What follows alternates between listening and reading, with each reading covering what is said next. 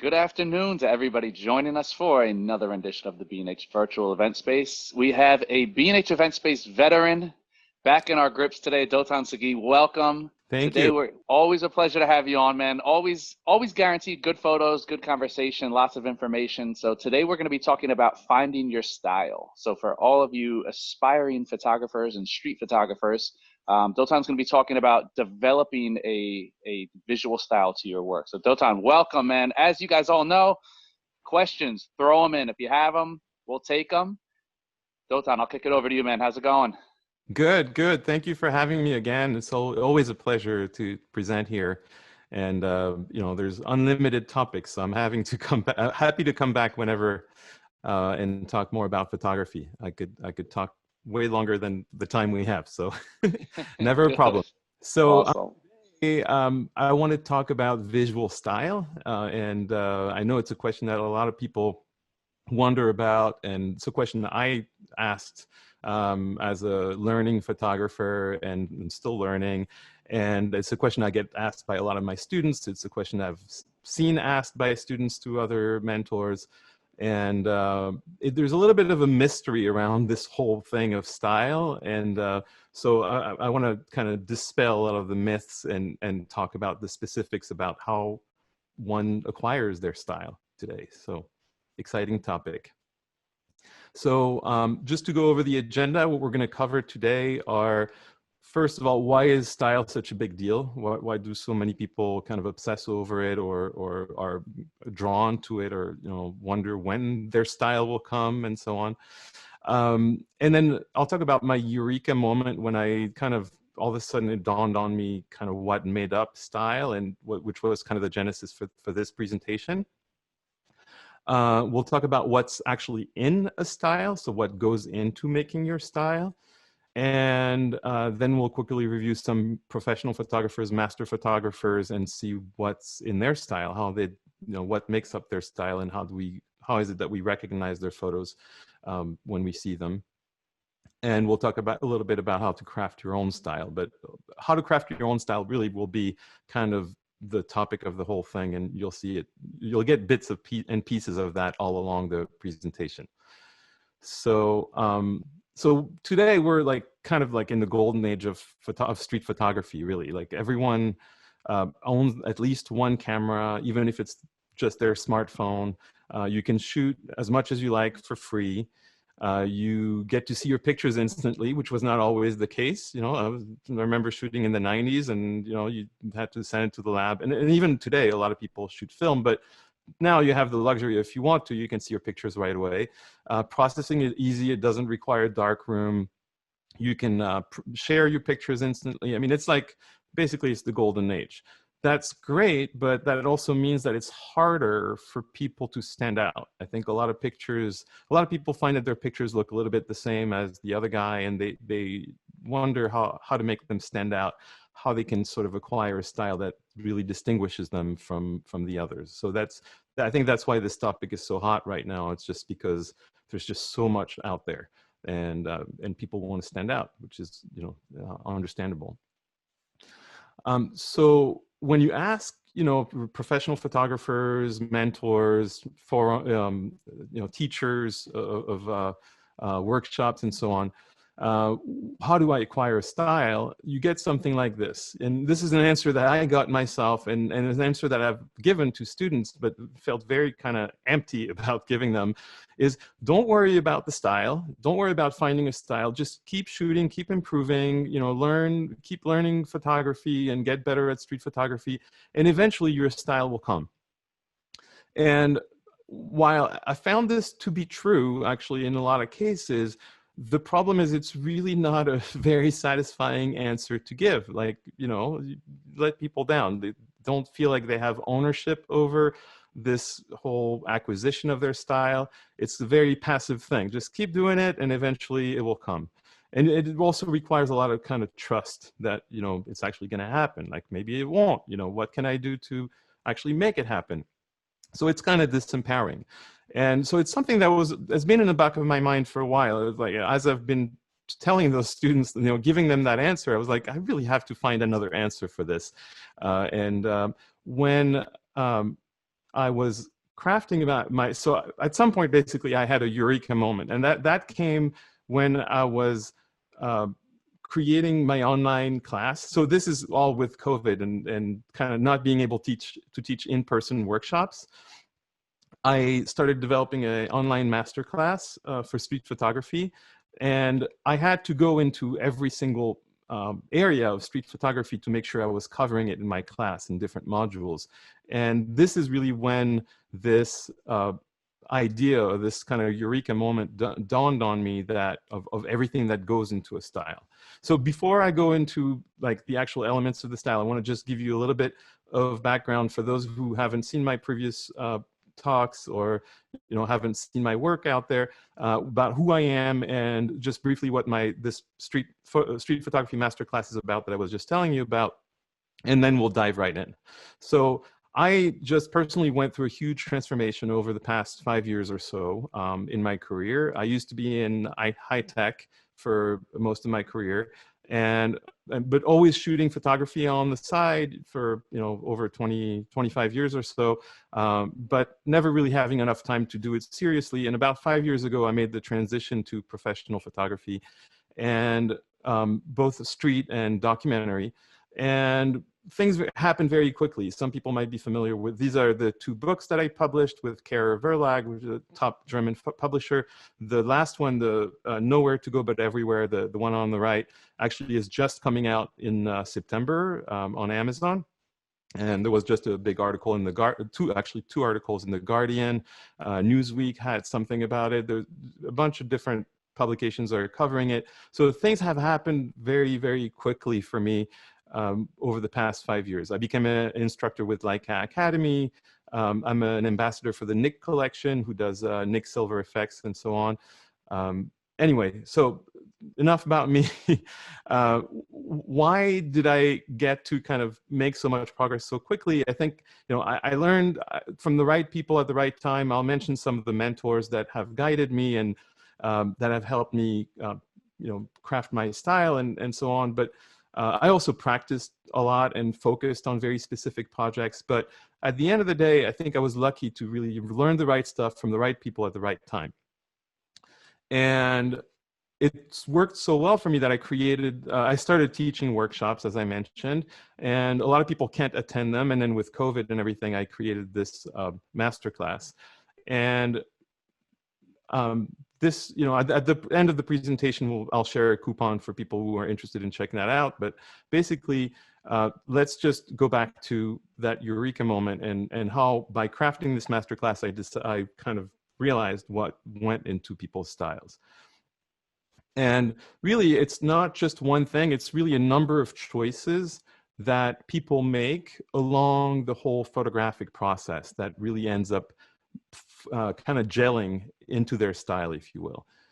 So the choices that I'm talking about along that whole photographic process are things like the gear you choose to shoot with and the settings that you favor, and then how you approach strangers and how you photograph strangers, how you decide to shoot and where you decide to shoot and when. So, what locations you decide to go to and when you like to go there, what kind of techniques you use to find opportunities in the street, what kind of subjects you're naturally drawn to photographing, how you select your best images, how you process them, and on and on and on. So it's like, if you take the process all the way from just your gear to all the way to like processing your pictures and everything in between, there's a series of choices that you make in each one of those activities that end up basically together forming your style. So this is kind of the big 10,000 foot overview, but let's just start with gear, since that was kind of the beginning of this and the first kind of choices that you make when you go out in the street.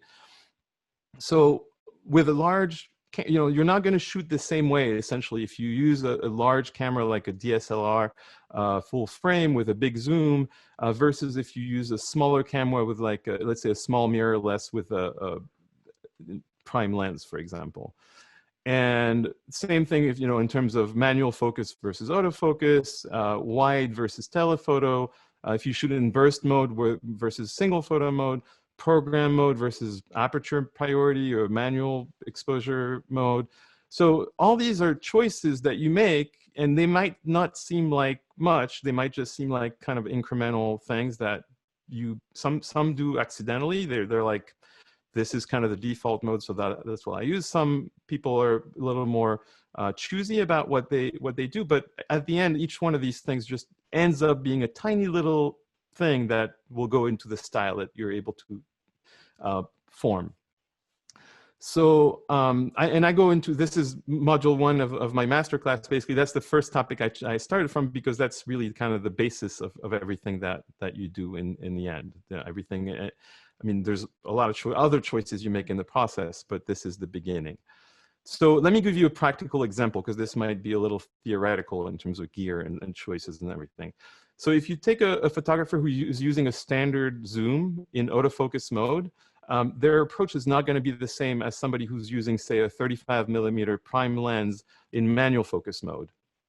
You know, so if you if you look at those two cameras like I have right now on the screen, they, you know, even with the same camera in this case, they look very different to the person using them, and also to the person who's in front of the lens. So the 20 in this case, it's a 24-84 in terms of the I guess the equivalent zoom that it is. And on the surface, it might seem like a superior choice because it provides more flexibility. You never know what kind of situation you're going to end up with in the street. But in reality, it's also bigger, so it's more intimidating to subjects. It's heavier, so you get tired faster. It adds a couple of layers of complexity when you shoot, one of which is that you need to choose your focal length. You need to choose which end of the zoom you're going to be at, or where, you know, you're going to zoom at. And then you want to make sure your autofocus wasn't deceived by any other unexpected element, that it actually locks in on the subject that you meant for it to lock it on. So it also doesn't have a very shallow depth of field. Even if you choose a very, very good zoom, very high end, it's going to open maybe at 2.8 at the best, and which may not be enough to soften the backgrounds that you want to soften. And so your, you know, the depth of field choice is also going to be a little bit limited. In contrast, if you're using a 35mm prime, you probably don't have to, and you use it in manual mode, you don't really have to worry about the focus after you pre-focus it on the subject.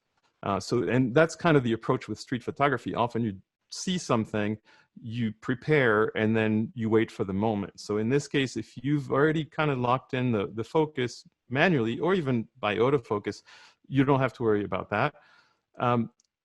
You don't have to worry about choosing the focal length because you're using a 35. So it's really a matter of choosing where to stand, which shouldn't really affect the focal length. And then you should know also instinctively what your frame will be, because you're used to working with that 35. So you kind of have the pre-visualization of that 35 angle of view sort of, you know, implanted in your brain, if you will. If you use it enough, you kind of know what you're going to get. So you don't even need to pull your camera to the eye to figure that out. You can basically look at a scene and know where to stand to know what you're going to get if you lift your camera to the eye. So you can be a lot more stealth that way, because you can just keep your camera, you know, dangling down on your wrist and not signal to people that you're about to take a photo, yet you can just completely compose your photo and just be ready to just, you know, raise it to your eye and shoot.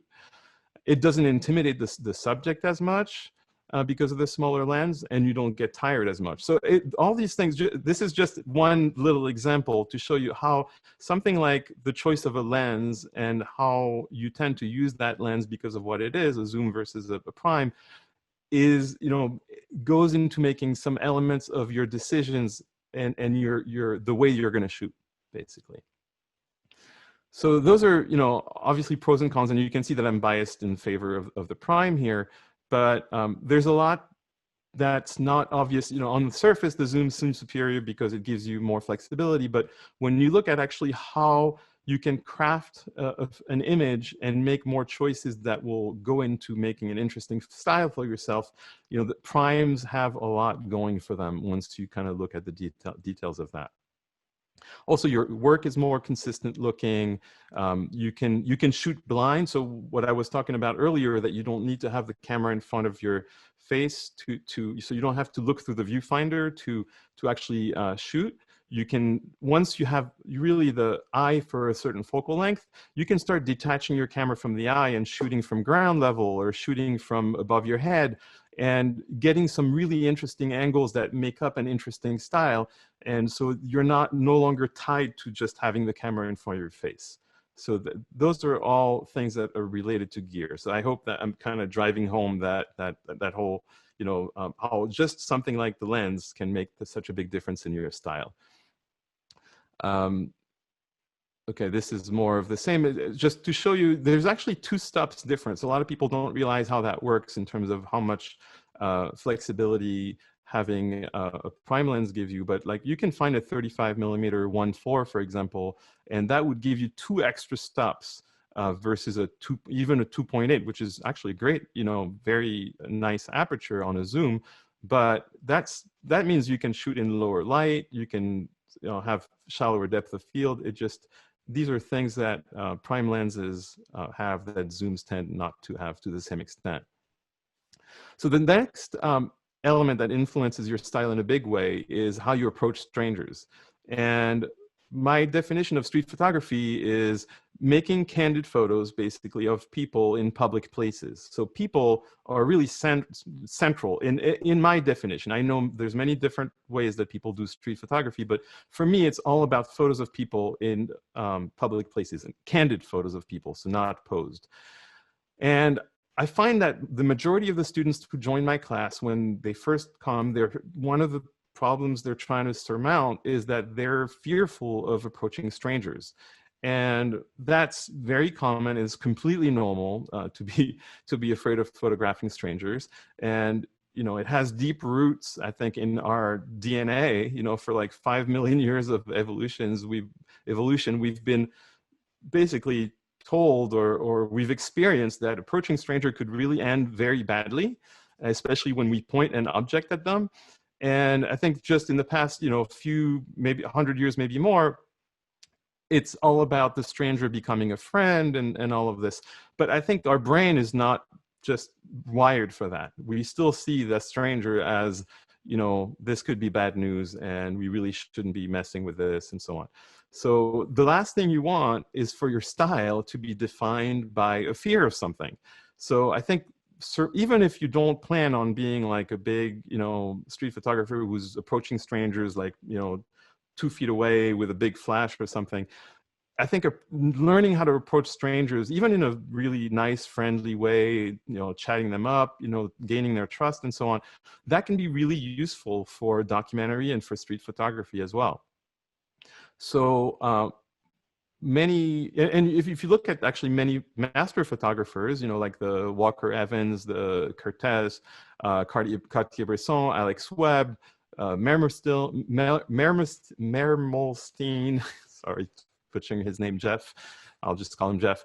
Helen Levitt, all these people were known introverts that were kind of shy with people, but yet they created beautiful portfolios of work that we cherish, that are part of the history of street photography that are inspiring us today by approaching strangers. So they decided early on that they were shy, but they had to kind of surmount that and go and do it anyway and get good at it.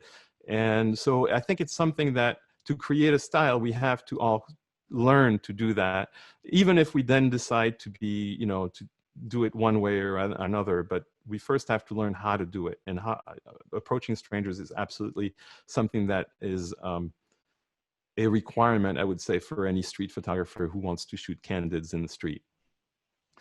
So, and this is, again, about the masterclass. This is the whole module 2 is about approaching strangers. So this is something I insist a lot with my own students. I really want them, even if they're fearful of it, I want to give them all the tools, basically, that they need to be able to do it effectively. The next element of creating and crafting your style is deciding where and when to shoot. And I think this is something that a lot of people go to very casually or very passively. They just, you know, do whatever's convenient. They have a couple hours to kill. They don't want to go too far, so they just stay around their neighborhood. It's comfortable, it's convenient. They know the people more or less, and it doesn't require travel. You know, it cuts down on the time that they don't have that much time, so they don't really want to spend half that time driving somewhere. So the problem with that is often you end up with not such great moments. Like there's not much happening. Like if I was to go out in my own neighborhood, the best shot I could make is probably just somebody walking their dog. There's just not much going on in most people's neighborhood. So if you take Jim Richardson, who's a National Geographic photographer, distinguished National Geographic photographer, I love, one of his sayings that I love is that if you want to be a better photographer, if you want to take better photographs, stand in front of more interesting stuff. And it seems, you know, pretty basic, but it's something that we don't always think about when we go and shoot on the weekends or so on. I think it's something that is really important, and that's why I choose places like Venice Beach, for example, which is still close to where I live, but I still have to take my car. It cuts down on my family time because I have to go on the weekends because that's when it's busy. It's hard to park. I mean, it's not the most convenient place for me to go, but it's still accessible, and I know there's going to be lots of moments there. Not always, but there's more likely to be moments there than elsewhere. And I think being proactive about where you decide to shoot and when is really a key part of creating your style. So again, you know, in the masterclass, I go into the different places that you can go. You know, places like, you know, urban street environments, parks, beaches, festivals, cafes, museums, markets, and so on. And I talk about kind of the pros and cons and the challenges, potential challenges of each place. But then it's up to the different, you know, photographers to decide what's good for them, where they're typically most successful, and where they find moments that speak to them. So that ends up shaping, you know, the in a big way, I think, the style that people end up getting. That's, you know, where they go, when they go, and what kind of moments are in the places that they like going to. So the next aspect of this is how to look for opportunities in the street. So once you've found, you know, the right place, the right time to go for you, what kind of opportunities do you go for?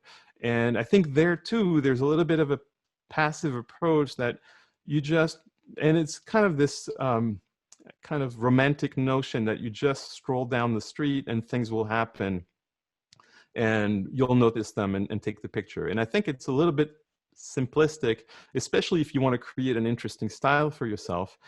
And what I teach is that there's a methodology to find subjects. It's not just something that you just kind of do by strolling down the street, because by doing that, you're often stuck. You're like, you don't see things, or you're not sure, you know, which, you see two opportunities and you're not sure which one is best. And there's a methodology that I've developed, and initially was inspired by something my friend Matt Stewart, who is a Magnum photographer, taught me.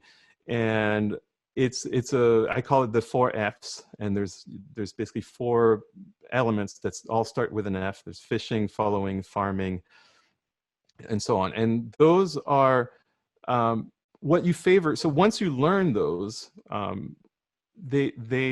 the fourth one, sorry, is foreseeing. I was just blanking out for a moment.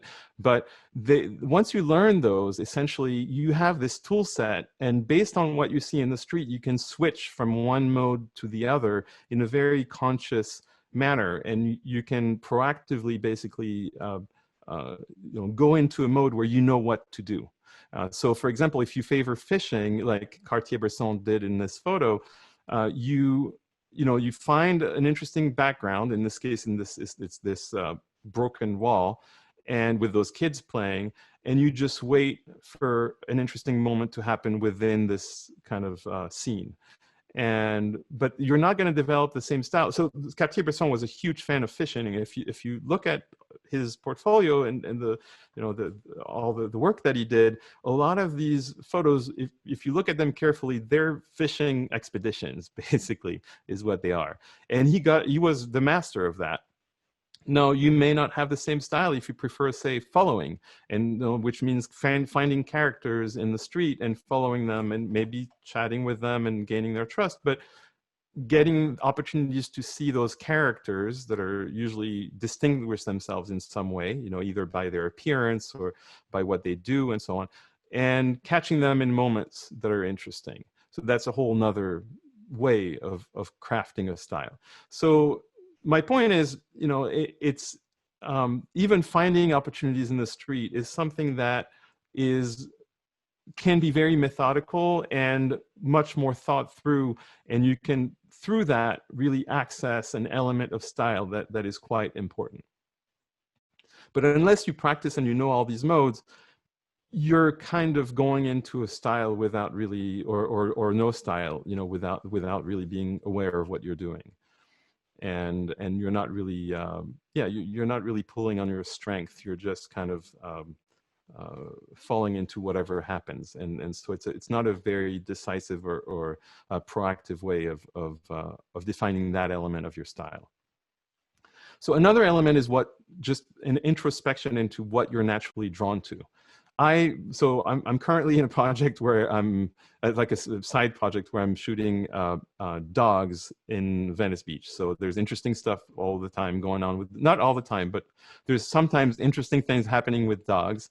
And the place used to be called Dogtown, so not because of dogs. There's a kind of skateboarding, surfing, of the 70s and so on, but they had that nickname of Dogtown. So I find it interesting to just take photographs of dogs there. So I have a dog and I love dogs. So for me, this is something that attracts me, that I feel naturally drawn to. And so I'm just enjoy doing it. But it's something that I think, you have to kind of find what it is that you're personally drawn to. And it's easier to focus on things in the street if you have that in mind. So some people are drawn to juxtapositions or humor or strong emotions. Others are drawn to like geometry and composition and layers, light, contrasts, color, textures. I mean, interesting characters, you name it. There's lots of things that you can be drawn to, but I think it helps really kind of looking inside yourself and asking yourself, not what you're personally drawn to, and then what you like from other photographers' work that you might want to emulate. That this is, you might love that, I don't know, Elliot Erwitt did stuff about dogs, and I could be inspired by that, for example. Humor might be your thing. You love cracking jokes, and maybe you want to learn how to make the jokes appear visually in photographs in the street. So finding quirky juxtapositions or things like that. So then you focus on that element, and that's kind of what you seek out when you're out in the street. So that's another element that will go into your style. So unless you're aware, though, of what draws you, it's really hard to kind of create that signature style around something that's very personal. The next element is obvious, which is how you actually make the photograph. So that the moment that you click the shutter, there are things that you take into account for composition and so on that really goes into your style. I think the problematic element there is when we learn photography, and I know because that was also the path that I followed as an amateur photographer for years, when you read online or in magazines and so on, what they teach you are the very basic things. Initially, you learn about the rule of thirds and keep your horizon line straight and don't cut off any arms or legs. and that's basically, that ends up being kind of like, okay, I'm going to go take a photo. I want to make sure my horizon is straight and things like that. So it's really hard to create a style if you're just adhering to the same exact rules that everybody else has learned and is trying to stick to, because your photos will look like everybody else's photos. So what's important to learn, I think, is how to break those rules and when to break those rules. So how to anticipate decisive moments, how to make images look more dynamic and dramatic, how to layer a scene, how to make how to make things work with a tilted horizon line, how to also put storytelling in a photograph, and how to break those initial, like how to go past the rule of thirds, basically. And there's lots of things that make your images much more sophisticated looking and much more interesting and much more dynamic. And I think a lot of people stop in their learning before they get to that. So I think those are really important things to learn. So, and if you try to create, a style without these things, I guess that the analogy I like to make is that it's kind of like trying to create a gourmet meal with just that can of Spam. Even if you present it really well, it's still going to make a very disappointing meal. And so it's important to learn all the extra ingredients, basically, that you can put into your shots to make them more personal, more interesting, more stylish. Now we're getting to the end of the whole shooting process. Let's talk about editing. And by editing, I don't mean photoshopping. I don't mean, playing with colors and gradients and shades of, gray and so on. Or dodging and burning. I'm talking about selecting your best images. In terms of, in photojournalism, that's a little bit of a pet peeve of mine. Everybody talks about editing as like basically what I call processing. Editing is really just picking your selects, picking your best images after your shoot. And it's a daunting task. And for most people, including myself, actually, it's really, really hard because everybody's very close to their work. And it's really hard to decide, between images that you shot and you might be attached to the emotional moment of the shoot. So choosing between them, it can be this very kind of emotional thing when really it needs to be much more scientific than that. And so there are methods, but again, this is just like the other stuff we talked about. It's something that's learned. It's not something that sort of dawns on you. It's really something you learn, and there are methods to edit in a very objective and kind of rational way. And I'm not going to go into this. This is way beyond the schedule that we have today. But the good news is there are ways to do this. So the last thing, which is really related to that, but again, I call it processing, not editing. Processing meaning taking your image in Photoshop or in Lightroom and just making it look better. And I've seen often two counterproductive behaviors that really don't lead to a good style or to even creating any kind of style. The first type of photographer that I've seen where it's counterproductive is to do too little processing because they're afraid of computers or they're afraid of the software. They don't want to learn it or spend the time learning it. They would rather be shooting, and computers scare them. And I think that can be a mistake, because processing a picture the right way can really help a lot in establishing a style. The second category is people who do the opposite, and they just almost prefer processing their pictures than shooting them, and they love spending time on the computer just refining the pictures.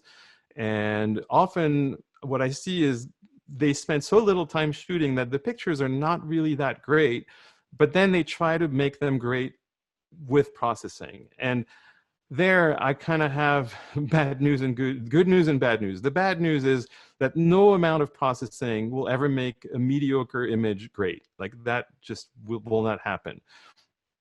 Second, is style is not something that you can paint over a picture. It's if you have something that doesn't have style to start with, or doesn't have your style in it, it's not by putting some layer of style on it that it's going to work. But the good news is that if you know how to process well, you can really make a good image look great and have a style that's very personal. So it is a very useful tool to learn. You just want to be able to use it the right way. And it's again, another piece of the puzzle that you have to learn. So, you probably see the pattern here. It's really something. So when we look at what the definition we had in the beginning was, just be yourself and your style will come.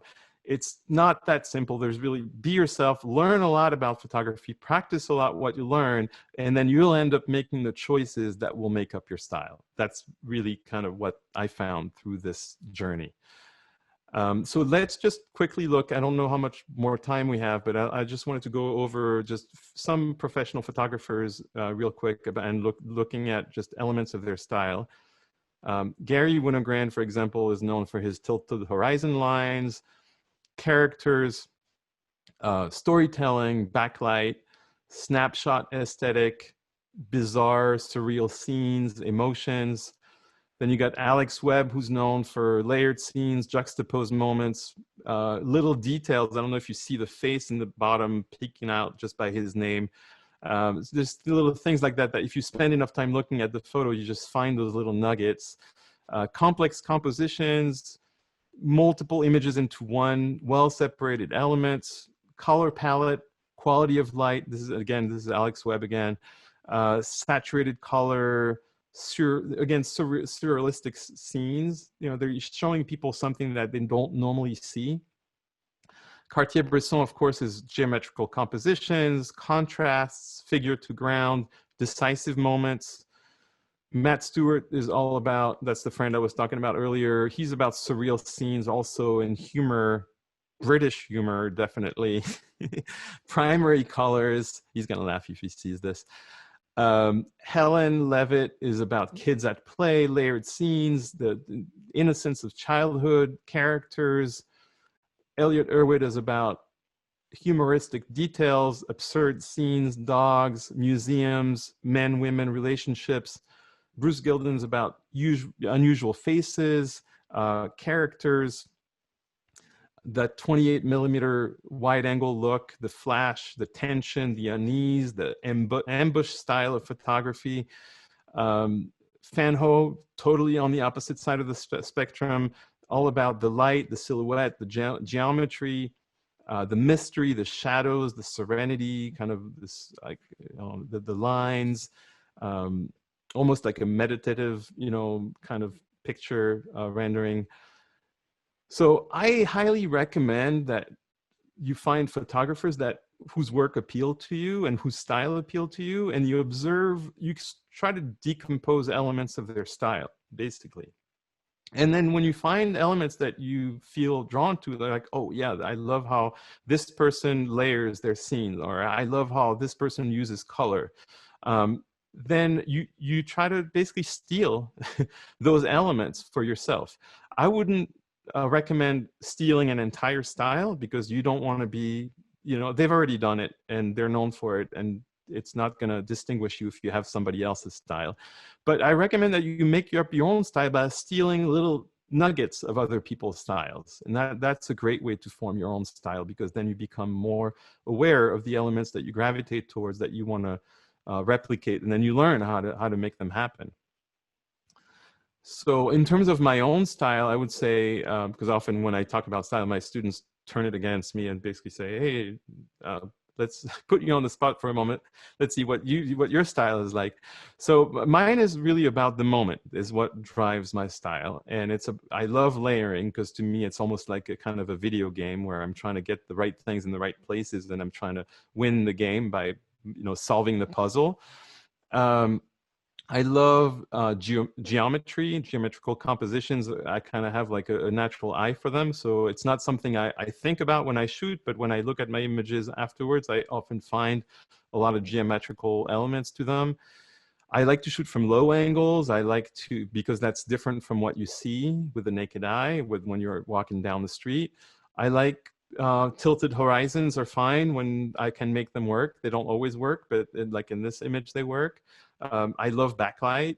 I love documenting outcasts and kind of people that are like on the margin of society, maybe because I identify with them a little bit for some reason. And I love staying on a given scene and really, really working that scene rather than just shooting one thing here or one thing there. I love just spending time on one specific scene and trying to make it work. So yeah, so this is for the geometry aspect of what I was talking about. So, I mean, the question is really at this point is, how about you? What do you naturally feel attracted to? in terms of photography, and what do you like in other photographers' work?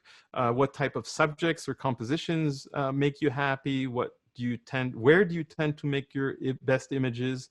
Kind of looking back at what you shot, where did the best shots happen, in what circumstances? So it's a lot of kind of introspection, to find that style, and then knowledge about how to go about crafting that style.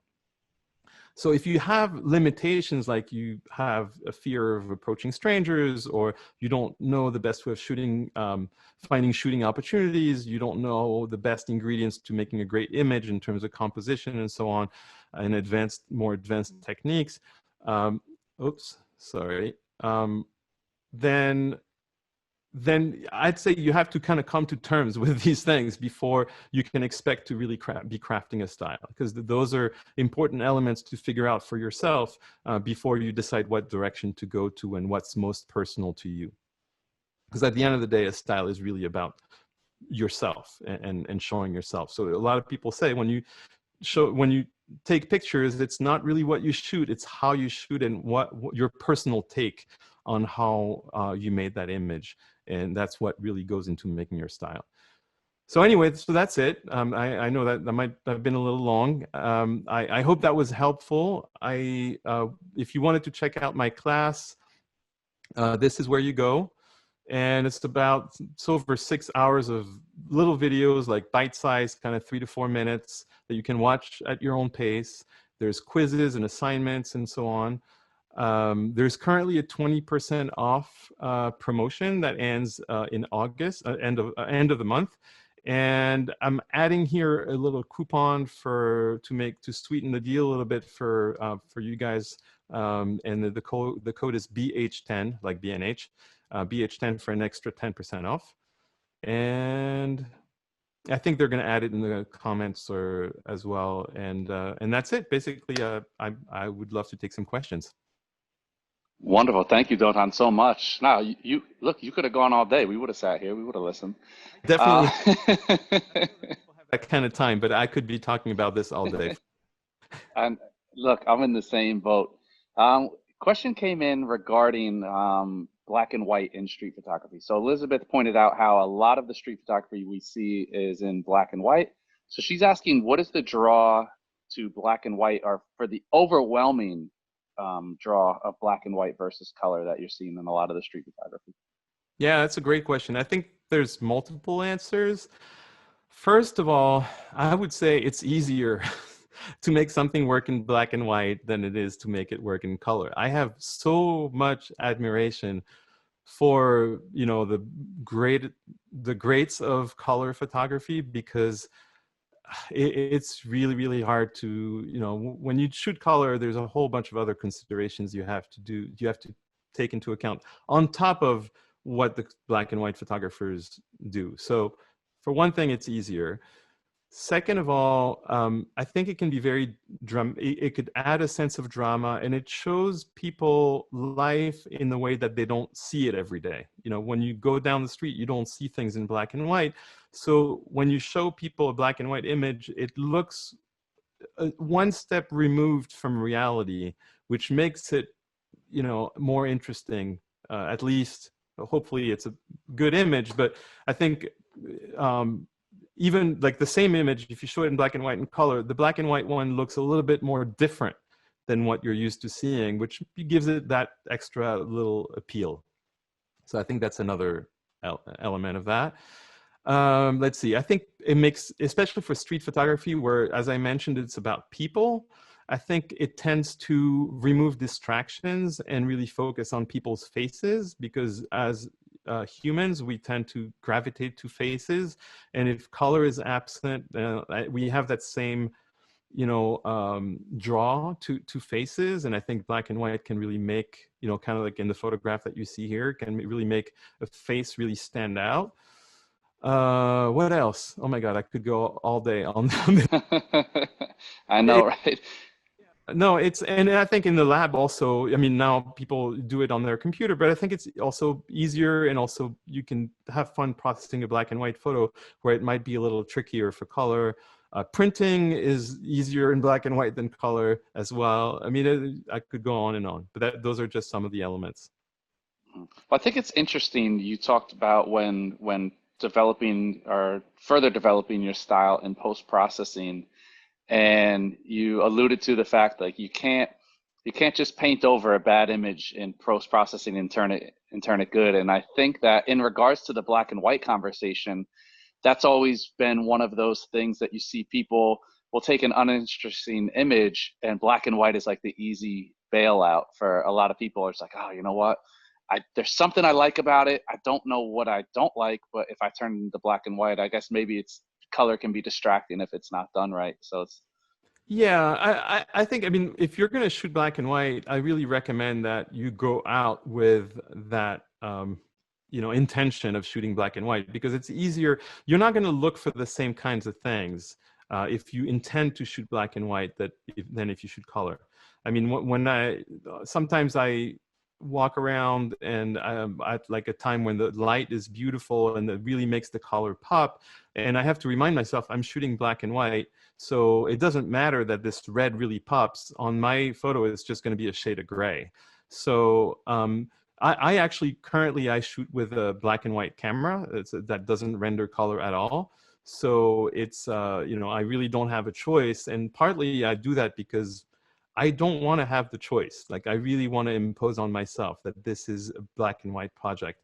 Also, when you present a project, a body of work, once you've shot like a whole series on something on a given topic, you really want it to be either black and white and color or color. I mean, you can't, it's very tricky to publish a project as a book or as a series where it's a mix of black and white and color. You really kind of have to pick your weapon there, and knowing in advance, having the intention of shooting for color or for black and white, I think is important. So I think I know what you're talking about. I think a lot of people go out and they're like, all right, I'll take my camera and I'll shoot, and later I'll decide what it is, if it's black and white or color, based on how it looks best. And I really think that it's a big no-no in terms of crafting your style, because you're not making a proactive decision. You're just kind of falling on whatever seems like it might work best for this picture, and that's just not how you craft a style. definitely. No, I think you hit the nail on the head. Intention is everything. I was actually going to ask if you shoot in with looking at black and white through your viewfinder, but I'm guessing you use a monochrome.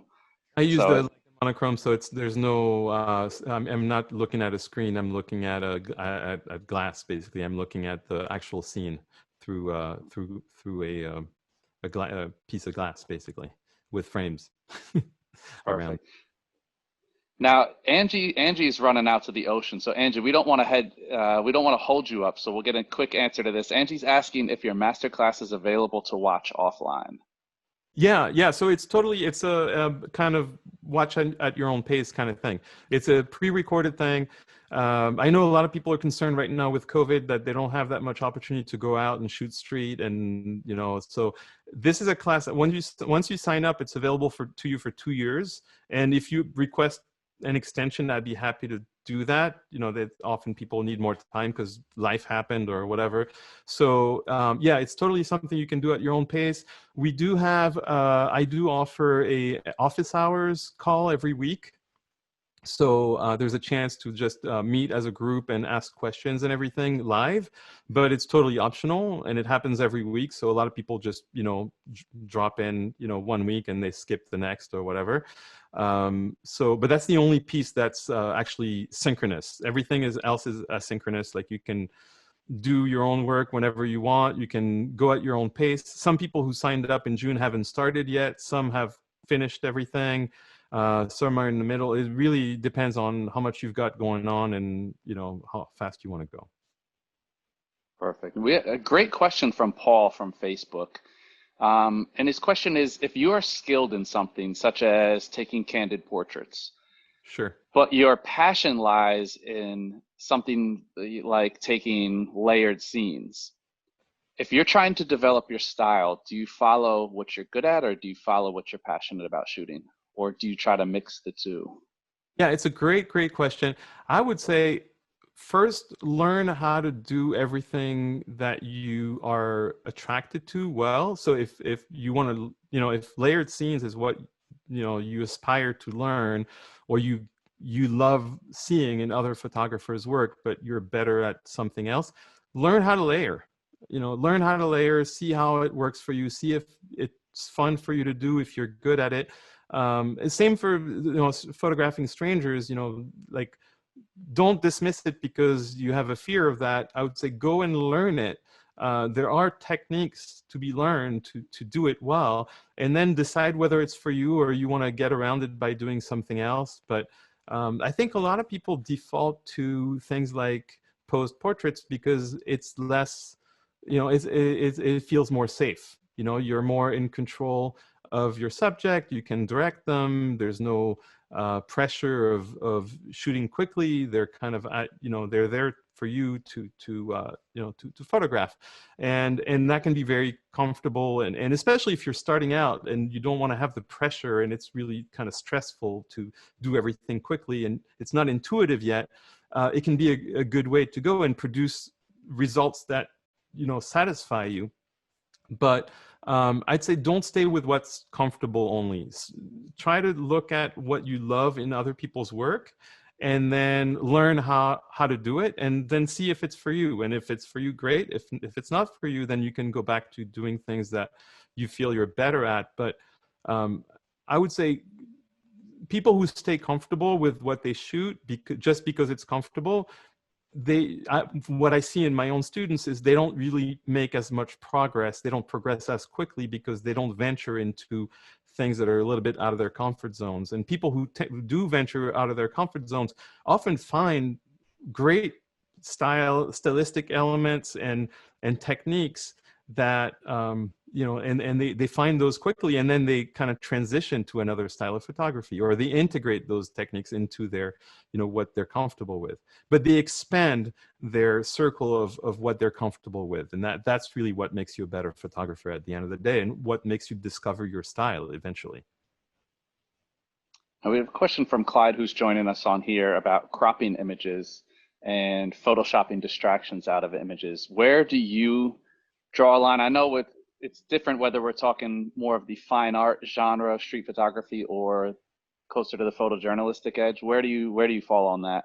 Yeah, for me, street photography is photojournalism. It is documentary. So you don't, I mean, cropping is okay. You can crop things out of photos if it's like, at the edge of the frame and you just reframe to not include an element. That is totally fine. You cannot Photoshop anything out. You cannot Photoshop anything in. You cannot, like if there was I always give that example. If there's a can of Coca-Cola in the sand here, I could not remove it. It has to stay in there. If there's a bird in the sky, it has to stay in there. The only thing I Photoshop out of images are sensor dust, particles that sometimes appear, like especially against the sky. So those are totally okay to remove, and they tend to be tiny little specks. But other than that, any real element that was in the scene really should stay in the scene. And yeah, there's no photoshopping of street photography images in my book. It's really it's photojournalism. It's reality, and you want to show reality the way it is, not even if there's if there's any element that you didn't want in the photo, then just reshoot it next time with find a scene where that element is not there. But if it's there, then it has to stay. Mhm. Yeah, I totally agree with that. It's funny. I always bring up the example of headphones, and when you take a portrait of somebody on the street, everybody's wearing headphones now, and sometimes it's you can't see them, and sometimes it's the Apple headphones that still have the cord attached, and it's like you got this big white cord, and it stands out, and it's glaring. And I think it's important to when we think about street photography, is that street photography ages. It tells a story over time, and 30 years from now, it might be an eyesore right now, and you say, damn, I wish they weren't wearing those headphones. But 30 years from now, 40 years from now, 50 years from now, it places that image in a historical context So via the technology. yeah, absolutely. I mean, I'm sure like photographers in the 40s and 50s were like, oh, I can't believe there's cars in this photo. And now we're looking my God, those classic cars, they look great. So you never know. And yeah, those things could be interesting hints for somebody later. And regardless, I think you want to, street photography and documentary photojournalism, those are all like cousins, or they're all in the same group. And they're about showing people the reality of life. So I think it's important to just not doctor any of that. Of course, you can dodge and burn, like brighten some areas, darken other areas is fine. There's a lot of things you can do within the guidelines of photojournalism. But I think street photography really has to stay within those guidelines, or it's really not. I mean, at that point, like you said, it's called fine art.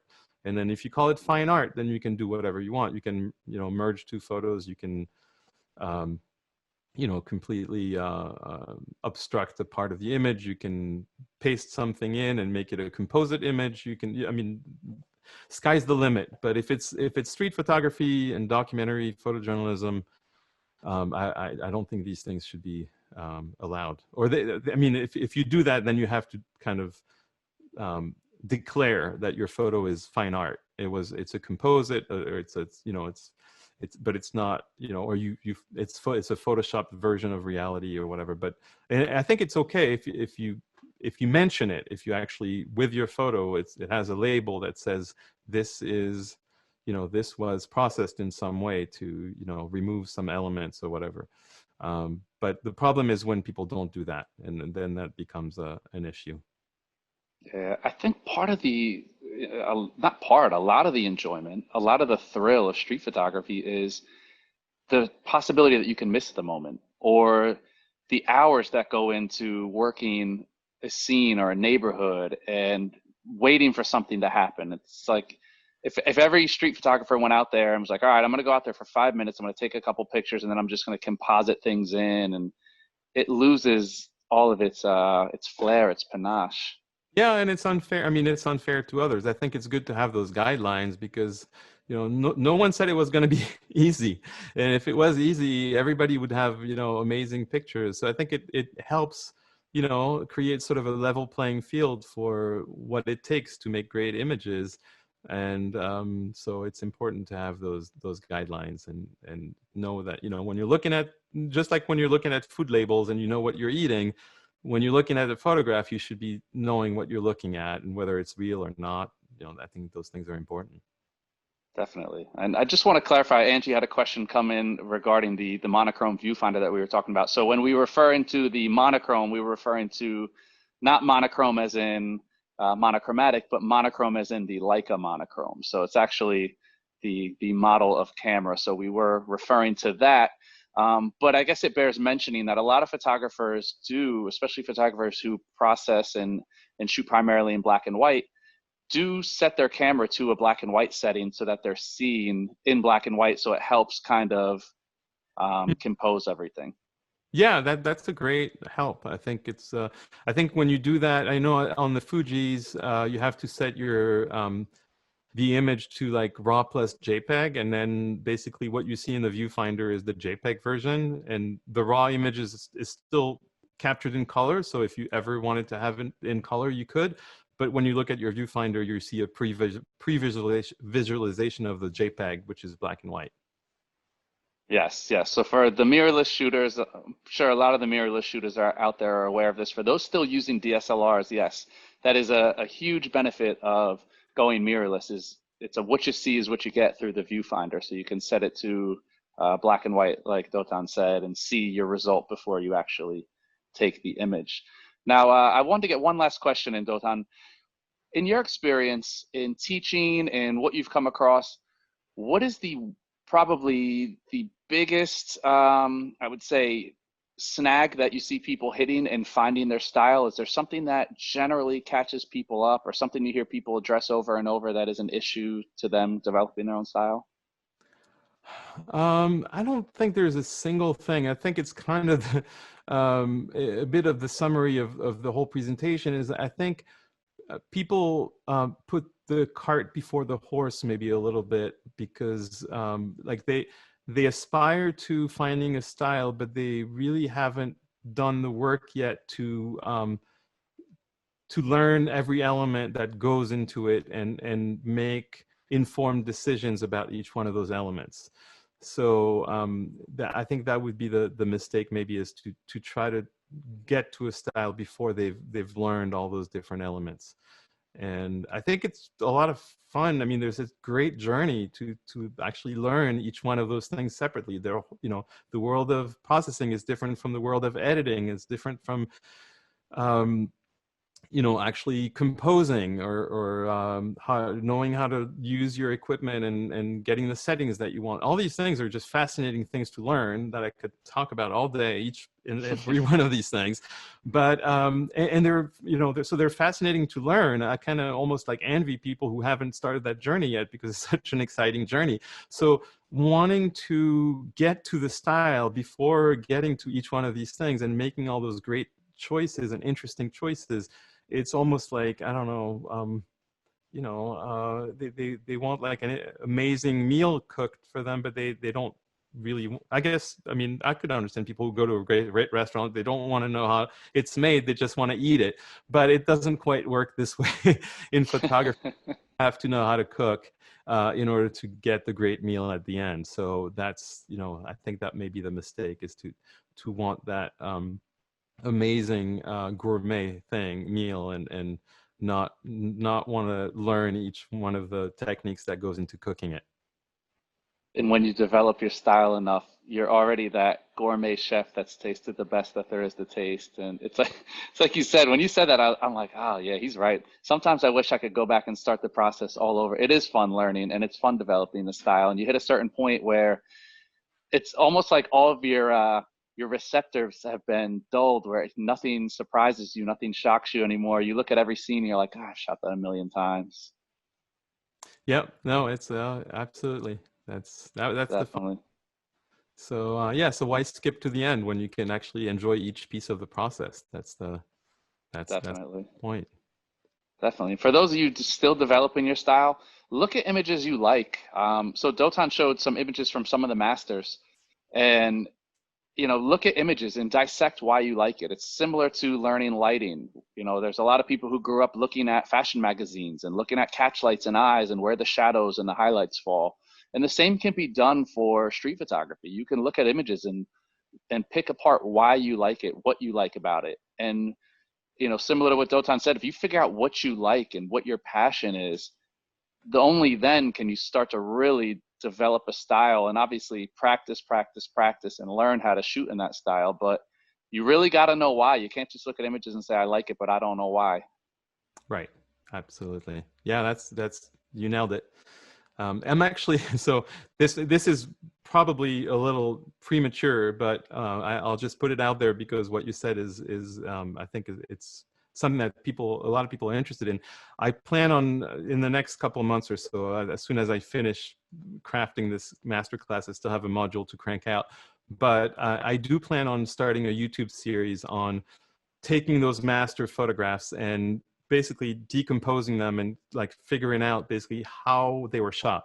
You know, how did the photographer shoot this picture? What were their decisions? How did they approach the subject?